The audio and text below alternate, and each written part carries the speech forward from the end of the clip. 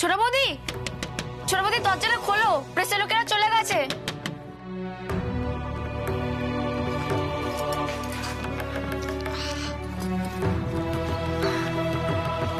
চলে গেছে সবাই? হ্যাঁ, সব প্রেসের লোকেরা চলে গেছে। যাক বাবা, এসো। ওরা তো যাওয়ার আগে তোমার সাথে কথা বলতে চেয়েছিল, আর বলছিল ব্যান হয়ে যাওয়ার পর তুমি কি করছো, তুমি কিভাবে তোমার সময় কাটাচ্ছো, এইসবই জিজ্ঞেস করবে। ব্যান হয়ে যাওয়ার পর আমার কেমন লাগছে, তাই তো? হ্যাঁ, দারুণ লাগছে। লোকের তো ব্যান হয়ে যাওয়ার পর দারুণই লাগে। আর কি জিজ্ঞাসা করছিল? কিভাবে সময় কাটছে? ঘুমিয়ে, খেয়ে খেয়ে ঘুমিয়ে, আর যখন খেলতে ইচ্ছে করছে তখন ছুটির খেলে নিচ্ছি, ব্যাস।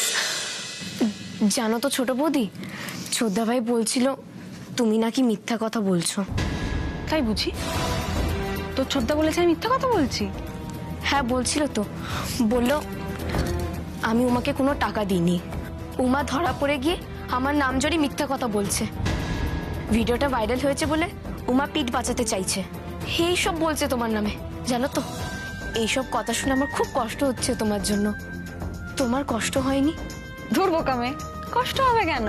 উমা, তুমি তো অন্যায় করনি, তাও তো ছোদ্দা ভাই বলছে তুমি অন্যায় করেছো, এতে তো তোমার কষ্ট পাওয়ার কথা। আচ্ছা ননি, তুমি বিশ্বাস করো যে আমি অন্যায় করিনি? হ্যাঁ করি, ভালো মানুষরা কোনোদিনও এমন অন্যায় করতে পারে না। তোমাকে তো ফাঁসানো হয়েছে। ব্যাস, তাহলেই হবে। আমার ননি যখন বিশ্বাস করে তার ছোট বৌদি নির্দোষ, ব্যাস, আমার আর কাউকে কিছু বলার নেই। না না, এমন বললে হবে না, তোমাকে সবার সামনে চিৎকার করে বলতে হবে তুমি এই ম্যাচ ফিক্সিং এর জন্য টাকা নাওনি। হ্যাঁ, একদম ঠিক বলেছেন উনি। আমি তো জানি উমা, তুই এমন কাজ করতেই পারিস না।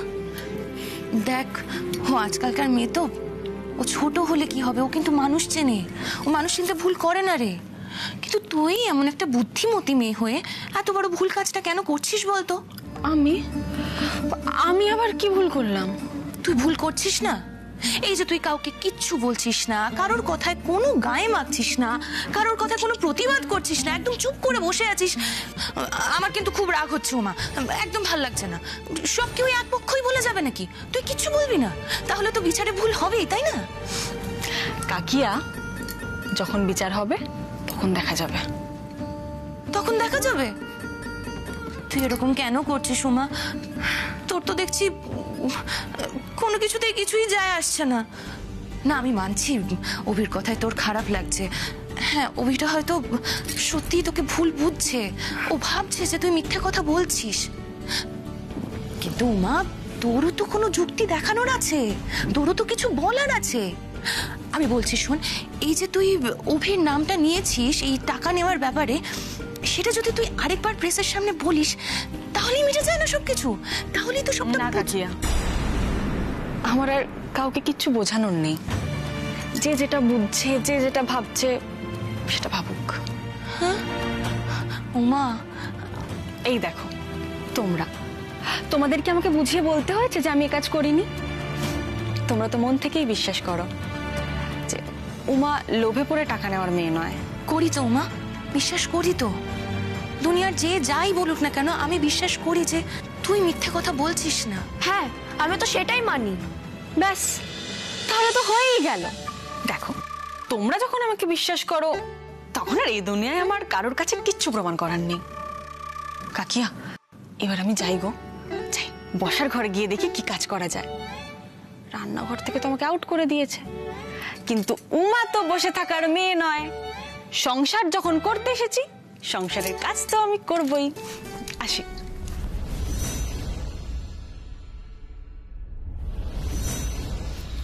অভি, আমরা যা করছি ঠিক করছি? সত্যি কি ঠিক করছি? উমাকে কোনোভাবে আমরা চিনতে ভুল করছি না তো? ঠাকুরপো, উমা আজকে যেটা করলো তারপরেও তোমার মনে হচ্ছে যে চিনতে তুমি ভুল করছো? ও যদি নির্দোষ হতো না ঠাকুরপো, তাহলে আজকে ও সবার সামনে এসে দাঁড়িয়ে প্রেসের সঙ্গে কথা বলতো। প্রেসের লোকেরা যখন ওকে দোষারোপ করছে তখন ও প্রমাণ করার চেষ্টা করতো যে ও কিছু করেনি। কিন্তু কই, তুমি বলো না, ও কি সেটা করলো? উল্টে লুকিয়ে রইলো। এইভাবে কি বাঁচা যায়? বেশি দিন এইভাবে বাঁচতে পারবে না। হ্যাঁ, প্রেস ওর সত্যি কথাটা জেনে গেল, ও আসলে কে সেই মানুষটাকে চিনে গেল ওরা। ও কি ভাবছে ও নিজের অধিকার খাটাবে আর আমরা সেটা মানবো? ভালোই ভালো ওকে বলো এই বাড়ি থেকে বেরিয়ে যেতে, নাহলে কিন্তু ঘাড় ধাক্কা দিয়ে বাড়ি থেকে বার করবো আমি।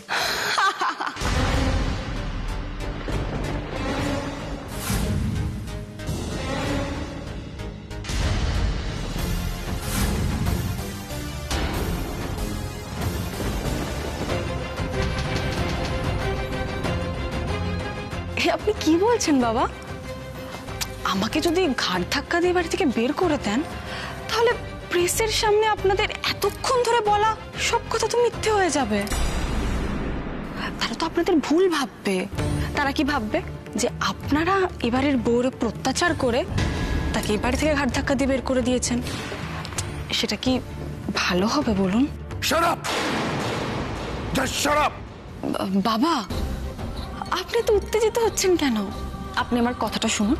দেখুন, আমি তো আপনাদের বাড়ির বউ, তাই আমি তো আপনাদের সবার ভালোই চাই বলুন। তাই বলছি, এসব ঘাটটার ধাক্কা দিয়ে আমাকে বের করে দেওয়ার চেষ্টা করবেন না। আজ প্রেসের সামনে মুখ খুললাম না মানে এটা কিন্তু নয় উমা সবসময় চুপ থাকবে।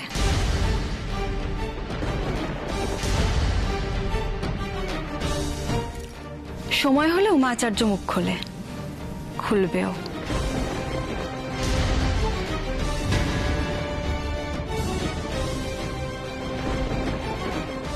তাই বলছি, আমাকে অযথা বাড়ি থেকে বের করে দেওয়ার চেষ্টা করবেন না। বাহ, অপূর্ব, কোথায় দাঁড়িয়ে কিভাবে কি কথা বলছো কোনো খেয়াল আছে তোমার? অভি, দেখ কাকে বিয়ে করে তুই নিয়ে এসছিস, এই বাড়ির বউ করেছিস, চেয়ে দেখ। আর ও কি করছে? হাহ, করে এইটুকুনি বোধ নেই যে নিজেকে বাঁচাবার জন্য ও তোকে ফাঁসিয়ে দিচ্ছে। এই সমস্ত মেয়েরা তো এরকমই হয় আন্টি। আমি তো আগেই বলেছিলাম এই মেয়ে ছুঁচ হয়ে ঢুকে ফাল হয়ে বেরোবে। আর এখন দেখো ও কিন্তু ঠিক তাই করছে। এদের মতো লোয়ার মিডল ক্লাস মানুষেরা প্রথমে হাত জোড় করবে, তারপর চোখের জল ফেলে মানুষের মন গলাবে। আর যেই ওদেরকে একটু পাত্তা দিয়েছ কি, অমনি মাথার উপর চড়ে বসবে। আমরা মফস্বলের মেয়ে তো, আমরা ঠিক এরকমই হয়ে থাকি আলিয়া ম্যাডাম। নিজের অধিকারের জন্য আমরা শেষ পর্যন্ত লড়তে পারি, এই আপনাদের মতোই। আপনারা যেমন নিজের স্বার্থ সিদ্ধির জন্য অন্যের পিঠে ছুরি মারতেও দ্বিধাবোধ করেন না,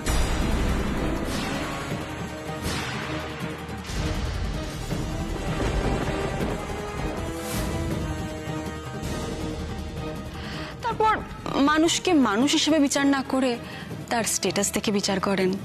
যাকে আপনাকে একটা কথা বলি, আমার ব্যাপারে আপনার বিচারটা এবার পাল্টে ফেলুন ম্যাডাম। কারণ আপনাদের সব অর্থ, সব ক্ষমতা, শত চেষ্টা করেও আমাকে এই বাড়ি থেকে বের করতে পারবেন না। এই বাড়ি থেকে যদি আমাকে বের করতেই হয়, তাহলে বেরোবে আমার নিথর দেহ। জীবিত উমা এ বাড়ি থেকে বেরোবে না।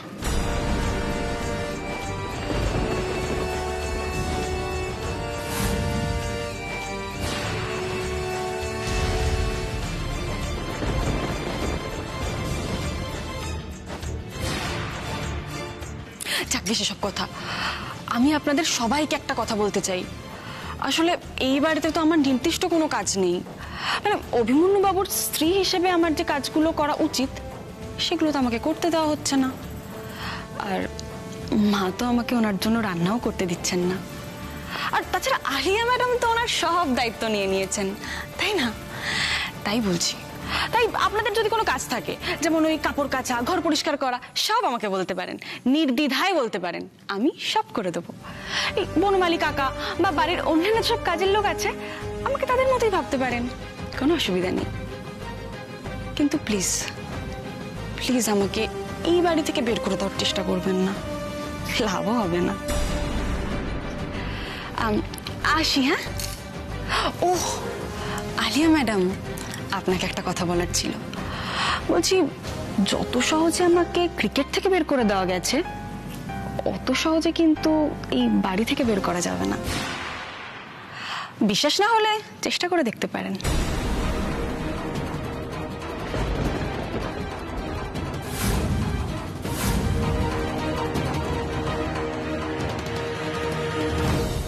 এত সাহস, এত সাহস!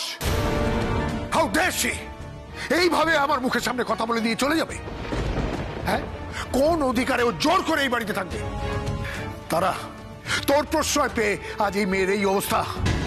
তোকে বলে দিস, তোর এই সাপোর্টে আমি ওকে এই বাড়িতে টিকতে দেব না। ভুল করছিস দাদা। আমি আমি সাপোর্ট করার কে? আমি তো নিজেই তোদের সাপোর্টে থাকি, তোদের আশ্রয়ে থাকি। প্রতি মুহূর্তে তো বুঝিয়ে দেওয়া হয় সেটা। আমার সাপোর্ট করার কোনো ক্ষমতাই নেই। তবে একটা কথা সত্যি তো, যে তোদের আশ্রয়ে থাকতে থাকতে আমি অসহায় বোধ করতে পারি, কিন্তু আমার বোধ বুদ্ধি তো লোপ পায়নি, তাই না? আমার সেই বোধ বুদ্ধি বিবেক বলে দিচ্ছে যে ও সৎ। কারণ আর বাকি জগতের কেউ বিশ্বাস করুক না করুক, মানুষের নিজের বিবেকের কাছে নিজে পরিষ্কার থাকে যে আমি অন্যায় করিনি। আর সেই প্রত্যেকটা কথার মধ্যেও সেই বিবেকের ঝলক আমি দেখতে পাচ্ছি। ও সৎ। তাই দাদা বলছি যে সাপোর্ট করার মতন আমার হয়তো সেই জোর নেই, কিন্তু ওকে বিশ্বাস করার মতন মনের জোরটুকু আমি হারিয়ে ফেলিনি এখনো।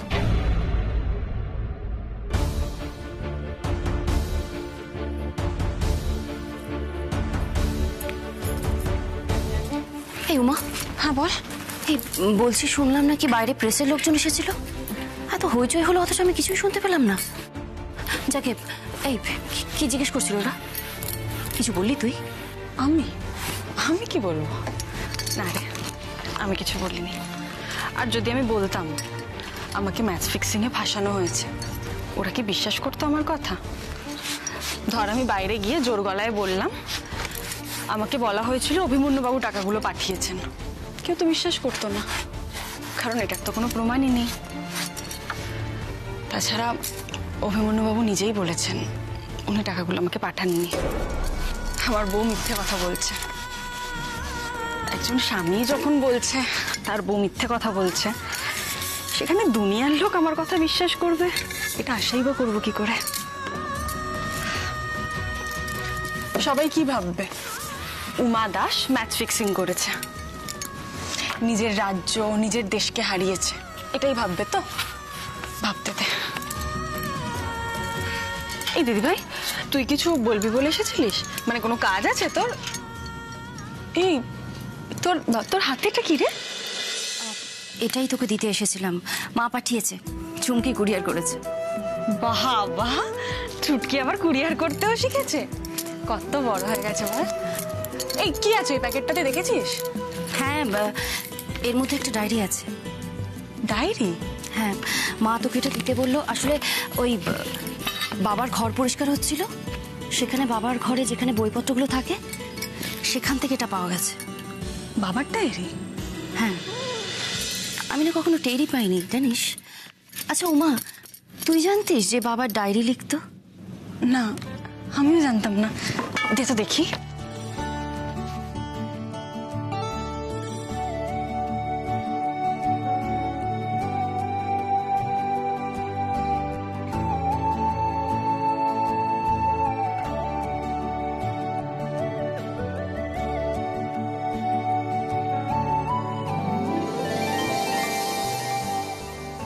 দেখ দেখ, আমার খেলা নিয়েও লেখা আছে।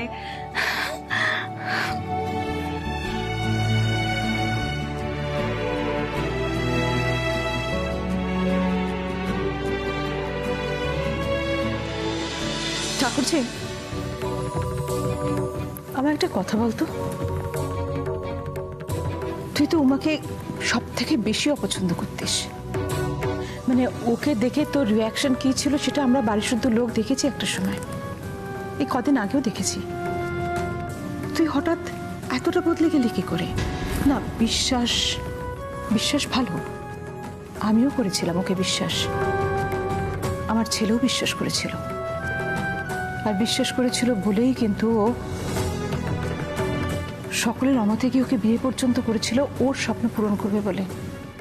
তার তারপরটা কি হয়েছে সেটা তো সবাই দেখেছি ঠাকুরজি আমরা।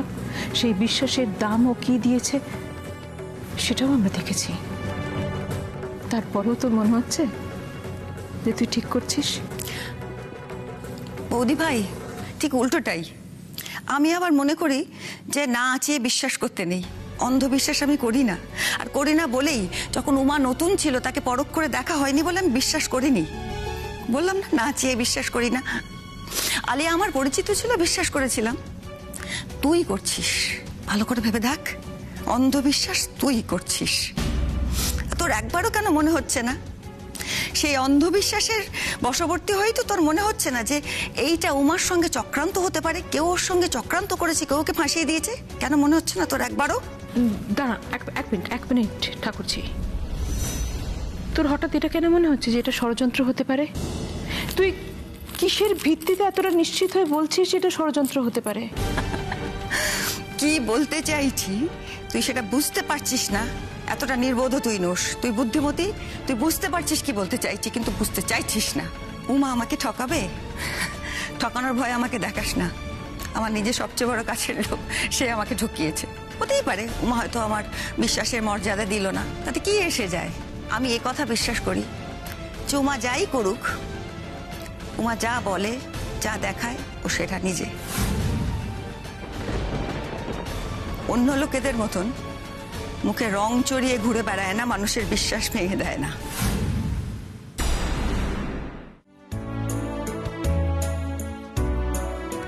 এই এখানে অনেকের ফোন নাম্বার লেখা আছে। হ্যাঁ সেটাই, আসলে ডায়েরিটা দেখে মা ঠিক বুঝতে পারছিল না, তাই তোকে পাঠিয়েছে। তুই একটু দেখ যদি তোর কোনো কাজে লাগে। অবশ্য এই ডায়েরিটা তোকে পাঠানোর পেছনেও আরেকটা কারণ আছে। কি কারণ? উমা, চুমকি না ডায়েরিটা চেক করছিল জানিস। চেক করতে করতে ওই ডায়েরির একটা পাতায়... এই দিদি ভাই, তুই তো আমতা আমতা করছিস কেন বলতো? বল না কি একটা পাতায় কি?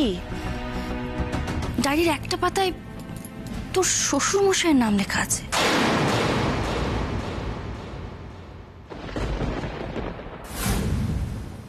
প্লিজ তারা আর কথা বলিস না। অভি প্লিজ ডু সামথিং, ওর সাথে গিয়ে কথা বল। এইভাবে ওই বাড়িতে থাকতে পারে না, অধিকার জোর করে ফলানো যায় না। ওকে এই বাড়ি থেকে তাড়িয়ে দে, তাতেই আমাদের মঙ্গল, আমাদের ভালো। কিন্তু দাদা, উমার কথা তো ফেলে দেওয়ার নয়। এখন যদি উমা মিডিয়ার সামনে বলে যে ওকে জোর করে ঘাড় ধাক্কা দিয়ে বাড়ি থেকে বের করে দেওয়া হয়েছে, তখন আমাদের পরিবারের মান সম্মান সবটা তো ধুলোয় মিশে যাবে। এরকম হবে না ছোটকা, এত সাহস ওর নেই। এনিওয়েজ, এখন এসব কথা ছাড়ো। আমি এখন চাই না অভি এই ব্যাপারে কোনো কথা বলুক। আরে ও ধকল গেছে অনেক, সকাল থেকে ব্রেকফাস্ট পর্যন্ত করেনি। এই অভি, আমি তোর জন্য ব্রেকফাস্ট বানিয়েছি অভি। আন্টি নিচে দাঁড়িয়ে থেকে আমাকে রান্নাটা করিয়েছে। চল অভি, কিছু খেয়ে নিবি চল। হ্যাঁ সেই ভালো, তুমি ওকে নিয়ে যাও তো, কিছু খেয়ে নে তুই যা। কোথায় হসপিটাল থেকে আসার পর সারাক্ষণ রেস্ট নিবি তা না, একটার পর একটা যত ঝামেলা চলছে। আলিয়া যাও, ওকে নিয়ে যাও। যাও আলিয়া, ওকে খেতে দাও। আর আজ থেকে ওর কমপ্লিট দায়িত্ব তোমার, ওকে? আয় অভি আয়, চল আমার সাথে। সে আপনি কিছু চিন্তা করবেন না দাদা, আসলে অভির জন্য তো মেয়ে একেবারে প্রাণপাত করছে। অভি কিসে ভালো থাকে, ওর আদর যত্ন করার জন্য, ওর সেবা করার জন্য ও তো সব কিছু ছাড়তে প্রস্তুত। মানে এত যত্ন করছে অভিকে, আপনি ভাবুন, ওর এত মান সম্মান, এত অ্যাওয়ার্ড, কিন্তু অভির জন্য ও সব ত্যাগ করতে প্রস্তুত। এত বড় আত্মত্যাগ কজন করতে পারে, তাই না? ঠিকই বলছো। আর আজকে আমি কথা দিলাম, আলিয়ার এই স্যাক্রিফাইস আমি কোনোদিন ভুলবো না, অভিকেও ভুলতে দেব না। এখনো সময় আছে, আমি জানি আমাদের হাতে সময় আছে। এই মেয়েটাকে এই বাড়ি থেকে, মানে উমাকে এই বাড়ি থেকে দূর করতে হবে। তারপরে অভি সারা জীবন বাকি আছে, সেটা ও আর আলিয়া এনজয় করবে, এটাই আমি চাই।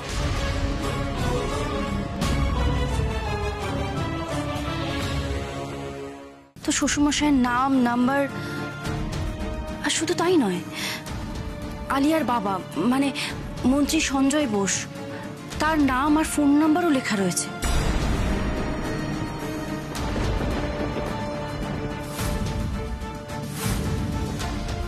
কি বলছিস তুই? উমা উমা দেখ, তোকে কারোর কথা বিশ্বাস করতে হবে না, আমার কথাও না। তুই আগে এই ডায়েরিটা ভালো করে দেখ, তুই বোঝার চেষ্টা কর এর মধ্যে কি রয়েছে। দেখ, মার কথাগুলো শুনে আমিও একটু নার্ভাস হয়ে গেছিলাম, আমার মাথাতেও কিছু ঢুকছে না। তুই ভালো করে দেখ, একটু বোঝার চেষ্টা কর। উমা, আমি একটা কথা কিছুতেই বুঝতে পারছি না, আমার বাবা কি করে অভির বাবাকে চিনত।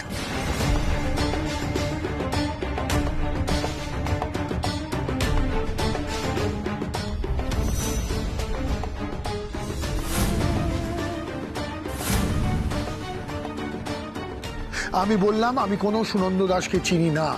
এই ঘটনার ব্যাপারটা আমি শুনেছিলাম যে আমাদের একজন পিচ কিউরেটর ওই ট্রেন অ্যাক্সিডেন্টে মারা গেছেন। না না, আমি পিচ কিউরেটর সুনন্দ দাসের কথা বলছিলাম না, এই অন্য সুনন্দ দাস।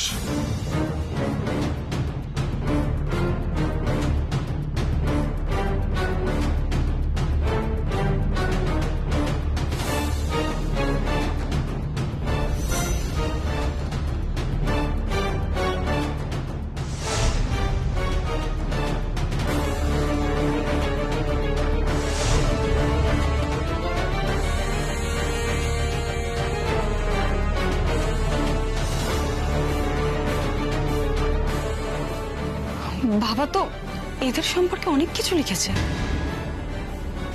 ভালো করে না চিনলে তো এত কিছু লেখা সম্ভব না। তাহলে কাল যখন আমি আমার শ্বশুরমশাইকে জিজ্ঞাসা করলাম উনি বাবাকে চেনেন কিনা, উনি আমাকে না বললেন কেন? উনি আমাকে মিথ্যে কথা বললেন। কিন্তু কিন্তু এই ব্যাপারটা নিয়ে উনি আমাকে মিথ্যেই বা বলবেন কেন?